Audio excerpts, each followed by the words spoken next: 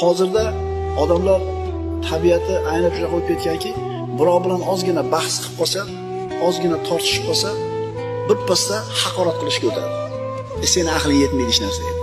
Sen o'zi bu narsani bilasanmi o'zi?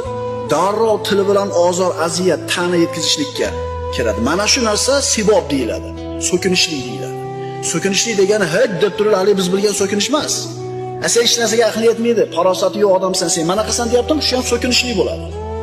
Modomiki siz gapirayotgan gapdan hamsuhbatingiz ozor chekyaptimi? Demak bu so'kinishlik deyiladi.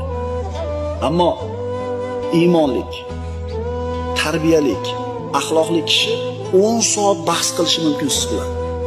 Lekin biron marta sizni dilingizni og'ritadigan so'zni gapirmaydi. Birodarlar, bunaqa odobni qayerdan olamiz?